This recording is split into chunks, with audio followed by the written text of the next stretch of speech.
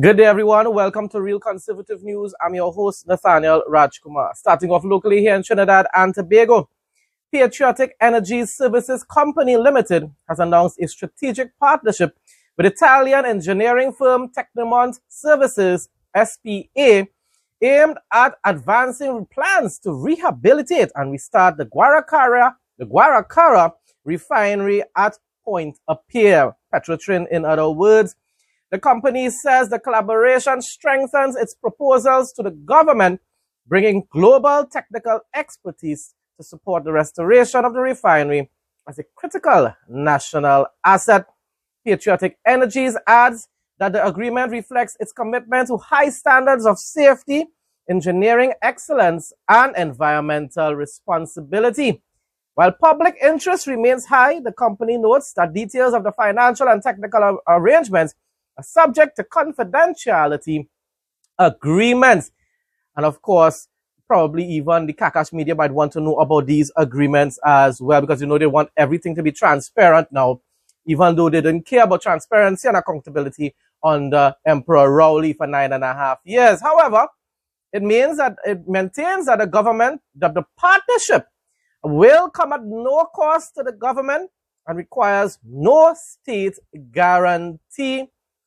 At the end of the day, right about now, let's just say that the government allows this to go forward, move forward, as long as the state maintains a majority holding in the company, so that we, the people of Trinidad and Tobago, can benefit from revenue, from foreign revenue, from increased foreign revenue, significantly increased foreign revenue. You know, the forex shortage that the PNM left us in, the crisis that they left us in, Patriotic is going to bring in a whole lot more US dollars into our economy. And therefore, no matter how it ends up being done in order to reopen the refinery, especially this year, I hope it is approved, it's allowed by the government. And so therefore, people in that community can start to live again.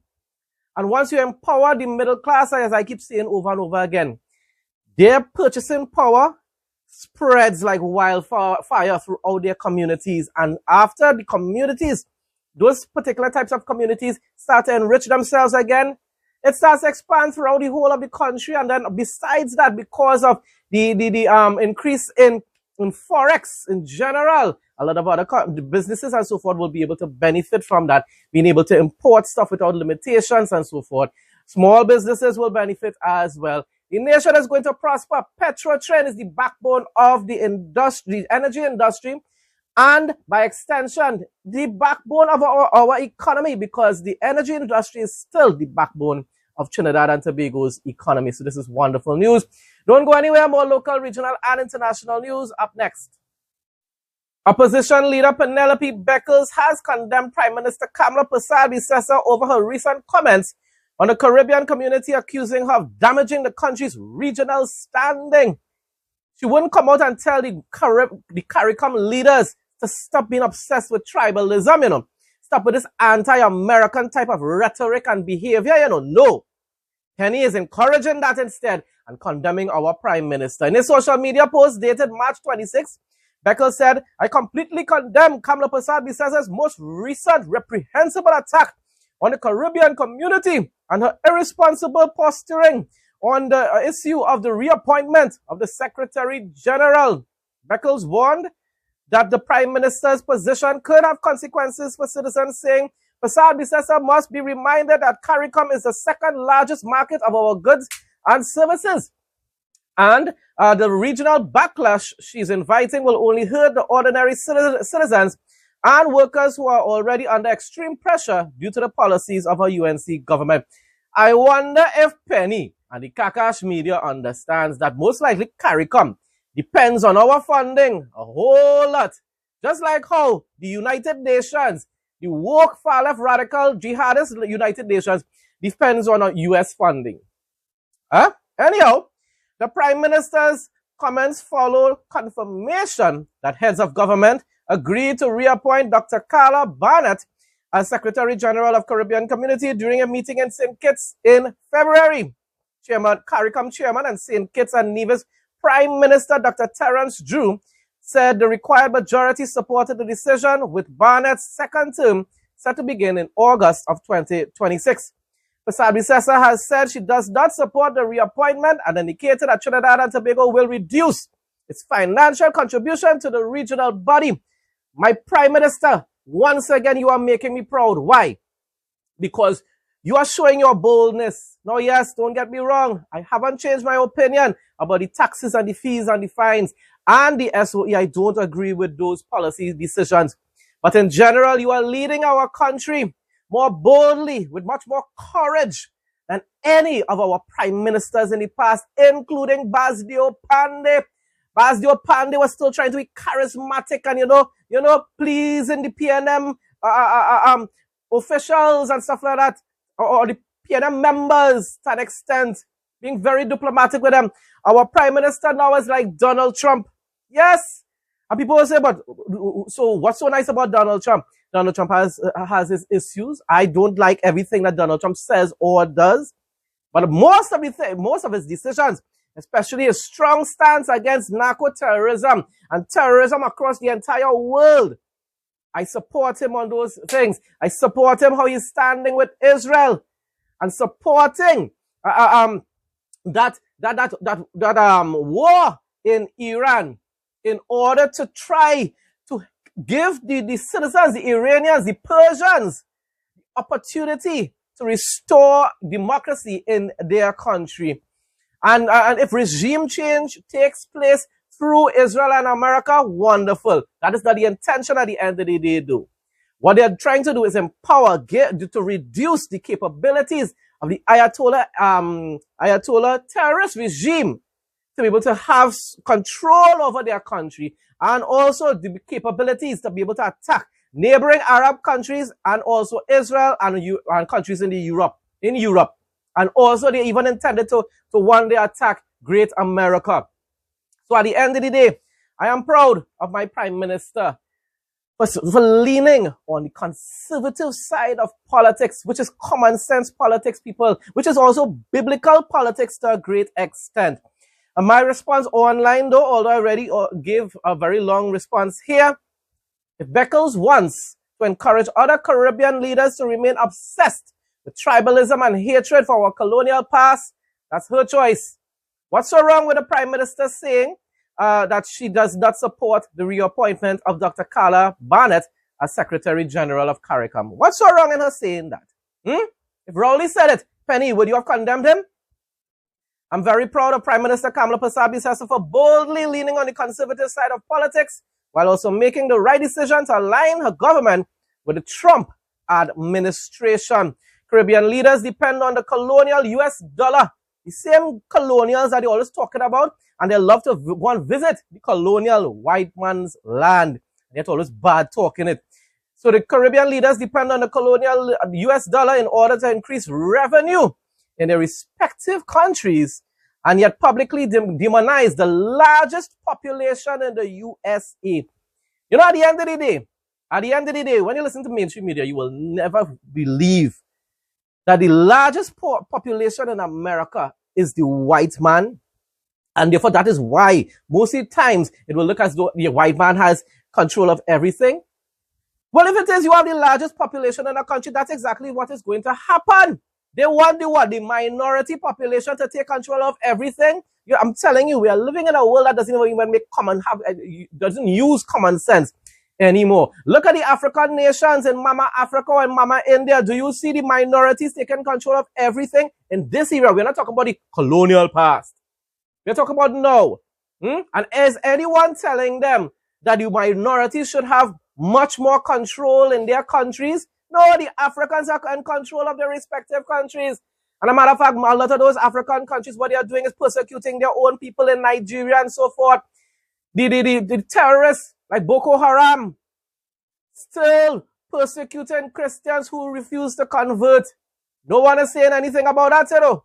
But then because in America, the white population is the largest population in that country, everybody has an issue how they're in control of the businesses and the media and whatsoever. That is hypocrisy and nonsense.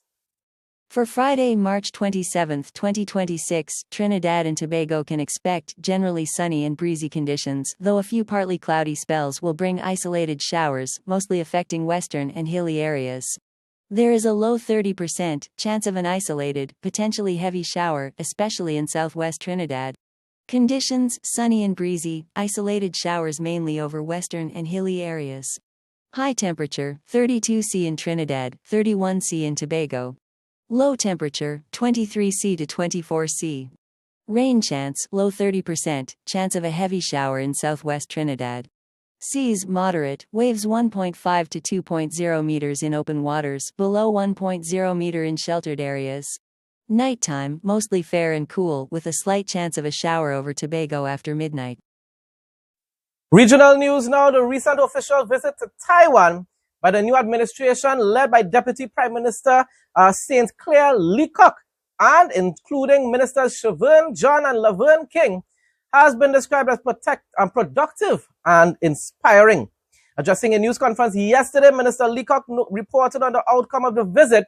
He noted that upon arrival in Taiwan, he reflected on the long-standing ties between St. Vincent and the Grenadines and Taiwan, expressing deep appreciation for the tremendous assistance and relationship between both countries, and which they have enjoyed for nearly 45 years across many sectors, including education, agriculture, infrastructure, health, and fisheries. Of course, this is wonderful news, but I want to see that new government, which is doing quite a good job right now, start to walk away from that anti-colonial type of rhetoric and concepts, learn to lean more on the conservative, common sense, biblical side of government, make closer alliances with the United States of America, your greatest trading partner, and also with Israel that can assist you in improving your national security and developing your country. Israel is also well known for science and innovation. Even with your water problems and so forth, they can assist you in that as well. Our delegation highlighted the New Democratic Party's government's emphasis on economic diplomacy and discussed with the Foreign Minister opportunities for investment in St. Vincent and the Grenadines and the role that his ministry could play in communicating them to Taiwan's private sector. Late on Wednesday afternoon, our delegation had a focused interaction with the President of Taiwan, His Excellency Ling Chai-te, who welcomed us warmly. I emphasized the New Democratic Party's view on Constituent Development Fund and its commitment to the establishment of the Constituent Development Fund, and made a very direct appeal for Taiwan to assist us in better representative politics in St. Vincent and the Grenadines through contribution to that Constituent Development Fund. I need not remind the media that this is a cause that I've been championing since 2009, where we must get a good fit between ministerial politics and representative politics and make sure that our Constitution's requirement for existence of constituencies is properly aligned with the financial architecture that is in place. We do not now have such a proper representation. As regards my portfolio, we paid postal calls on the National Police Agency, the National Security Bureau, and the Criminal Investigation Bureau. In each of these meetings, I outlined the national security realities in St. Vincent and the Grenadines, including the impact of cross-border criminal enterprises and our government's plan vision for creating a safe and secure St. Vincent and the Grenadines for residents and visitors alike. We exchanged ideas on how Taiwan could assist St. Vincent and the Grenadines, including in training, knowledge transfer.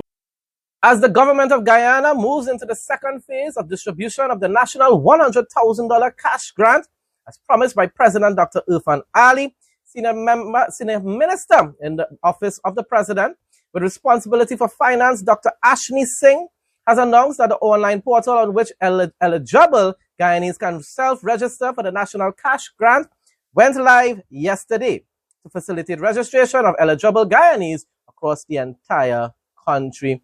But what about if people do not have access to any sort of internet and so forth, especially the rural areas? What are you going to do about that, President Irfan Ali? Now, you know I support the PPP Civic and President Irfan Ali, but I'm just concerned a little bit about how they're only pushing the online type of agenda.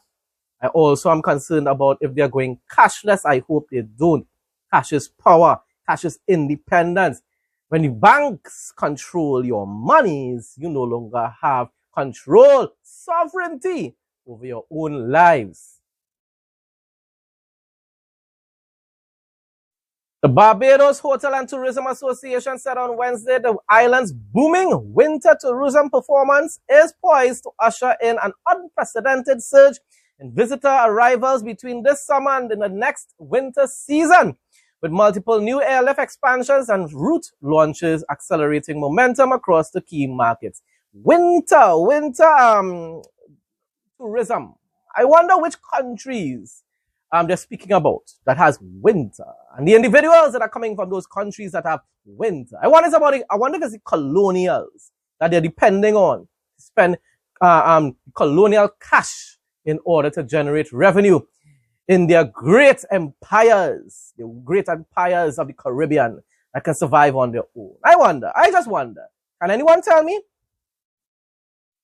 Residents in Rum Cay, Bahamas, look at that name, can finally expect an airport soon, with government signing a $968,000 greens-laid construction for the construction of a new terminal just in time for elections.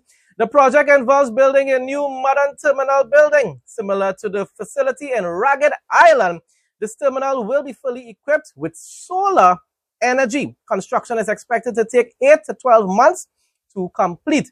The new terminal aims to provide a formal port of entry for Rum Cay, improving accessibility for both residents and visitors, boosting tourism, of course. It addresses long-standing infrastructure needs, moving away from previous neglect toward a more resilient and sustainable gateway for the island, as I said before, just in time for what? Elections. The building will be a corridor for opportunity and for growth. So the people of Rum Cay will benefit from a modern, spacious terminal facility equipped with updated navigational aids and designed to meet the demands of today and the possibilities of tomorrow. Construction is expected to start in the next month, the signing taking place just before the local clinic on the island was officially opened.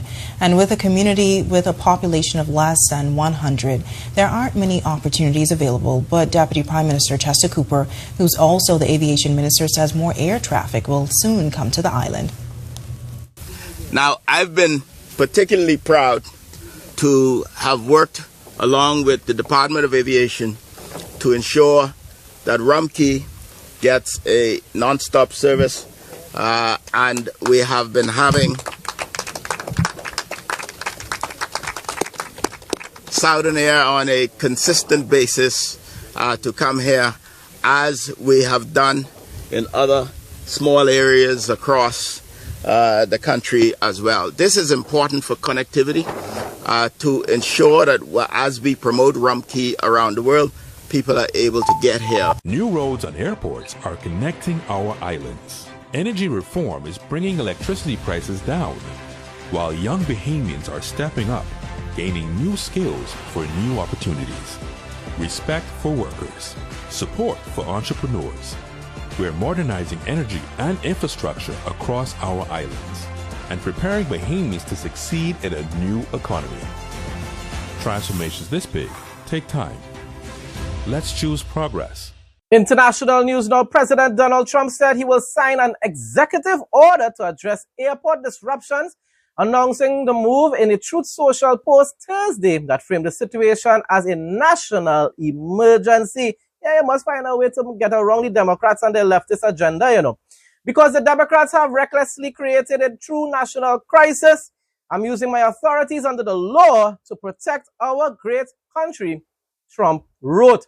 Therefore, I'm going to sign an order to immediately pay our TSA agents in order to address this emergency situation. And most likely, probably, that is why now the Republicans were able to say, you know what, yeah, we will make certain types of agreements, compromises with the Democrats. Because Trump already said, you know what, well, go ahead. They don't want to fund it. Well, I will make an executive order stating that they have to be funded. And well, let's see if the Democrats will end up taking it to the Supreme Court to say Trump doesn't have that power to do that. We will see. Time will come. Time will tell. President Donald Trump said Thursday he is pausing planned airstrikes on Iran energy infrastructure for 10 days as negotiations continue, setting a new deadline of April the 6th. Now, usually in the past, I would have started to, feel disappointed and angry because of how he's postponing stuff. I still don't really agree. I don't think that he should. But remember, he's getting a lot of pressure from the entire world who's just saying that, he's taking advantage of the situation. He's trying to show them yet again. He gave them the Ayatollah a whole year, people. Right? Yeah, the bunker buster in the Senate. But besides that, a whole year since he was in office. Now this is more than a year. And now he's giving them time again after destroying the entire leadership of the Iranian Ayatollah regime. Now he's giving them a little time. And thus far, they have already rejected it. So most likely, when that time is up, he's playing for time again. He's sending more military into the Middle East. He's playing for time again. Now let's just see if this time I'm wrong and that he does end up just backing out. If he does, I'm going to condemn it.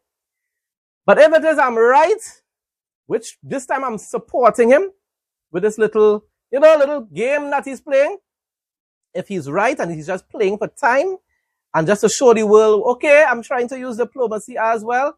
Let's just see what he does. And if it is he ends up finishing the job in Iran after we all know the Ayatollah is going to reject it, then of course it will have been job well done, Donald Trump.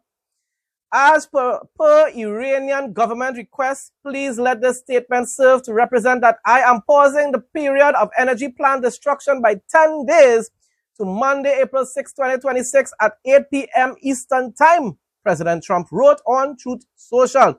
The president added that talks are ongoing and claimed they are progressing positively despite erroneous statements to the contrary by the fake news media and others. But I mean, it's actually coming out from the Iranian leadership as well. They're saying we don't have any talks with you. But once again, remember, as I said before, I've seen it in the past. This is Trump's kind of strategy. He plays a lot of what we would consider almost like trolling games with these terrorists. Do I agree with doing it that way? Maybe not. I prefer with Netanyahu's way of just going after and finishing the job. But I'm understanding a bit more and more that Trump likes to use these types of strategies, and in a way it basically benefits himself and his country because he maintains a certain a level of a good relationship with the Arab countries within the Middle East. Now, of course, in my opinion, do not try to compromise with terrorists just to please the Arabs. But he's not even doing that either. But he's just playing for time, as I said before, giving them time to once again come to their senses and make the right decision. And so therefore the Arab countries will say, you know what? Trump didn't just go and just finish off the job completely one time. He gave them time again, and yet they decided to continue to endanger everybody's lives, including their Arab allies. As I said just now, Congress is one step closer to ending the Homeland Security shutdown after the Senate advanced a new last-minute deal, but it came at the price of Republicans ceding ground temporarily to Senate Minority Leader Chuck Schumer. Boy, Lord Father. Anyhow, the Senate unanimously advanced a deal to reopen most of the Department of Homeland Security, DHS, in the wee hours of Friday morning, 42 days into the shutdown that was spurred by the Trump administration's immigration operations in Minnesota. It was an agreement that largely gave Schumer and Senate Democrats what they wanted. No funding for immigration and customs enforcement, ICE, and parts of Customs and Border Protection, CBP. But it lacked the stringent reforms they desired, like requiring judicial warrants or requiring agents to be unmasked. The bill must pass the House before heading to President Trump's desk. Let's see if they will pass it in the House, and Trump will end up signing it. As I said, he's moving around, getting around the Democrats and their woke agenda. So maybe this is why the Republicans decided, you know what? Yeah, we will give in to these types of demands being made by the woke radical left. Now for the interesting facts segment, Norway maintains its commitment to accessible education by offering tuition-free enrollment at public universities for all international students. This policy ensures that academic merit remains the primary criteria for admission regardless of a student's country of origin. While tuition is covered, students are still responsible for their own living expenses and a small semester fee. This unique approach attracts diverse global talent and fosters a multicultural learning environment across Norwegian campuses. It's not actually totally free.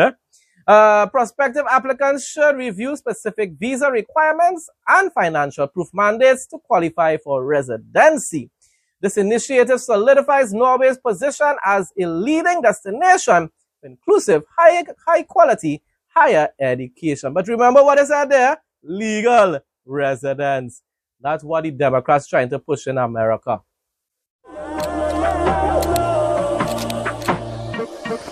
Welcome to Real Conservative News Travel Adventures. Lake Tahoe is a premier year-round destination located on the California-Nevada border, famous for its stunning, crystal-clear blue waters and scenic Sierra Nevada mountain surroundings. It serves as a bustling hub for both winter skiing and summer water sports, featuring hiking, beaches, casinos, and top-tier resorts, making it a versatile vacation spot. Key highlights and activities. Summer activities: visitors enjoy boating, paddleboarding, kayaking in the crystal clear water, and hiking with popular spots including Emerald Bay and the Rubicon Trail. Winter activities: the area is a premier skiing destination with major resorts like Heavenly, Palisades Tahoe and North Star, alongside snowmobiling and snowshoeing. Nature and scenery: known as the Jewel of the Sierra, it offers dramatic granite boulders and panoramic views of the surrounding peaks, with 300 days of sunshine. Dining and nightlife: South Lake Tahoe offers vibrant dining, breweries, and nightlife, while smaller towns like Tahoe City provide a more laid-back atmosphere. Best times to visit: summer, July-Sept, ideal for beaches, boating, and hiking. Winter, March, peak time for skiing, snowboarding, and winter sports. Spring/fall, a quieter time offering a mix of mild weather for both hiking and potential late-season skiing. Hope you enjoyed today's video, and we'll see you again tomorrow as our journey around the world continues. Folks, that brings us to the end of today's news report. Thanks again to everyone who continues to support my content. Please like, comment, share, and subscribe. Stay blessed and stay safe most of all. In Jesus' name.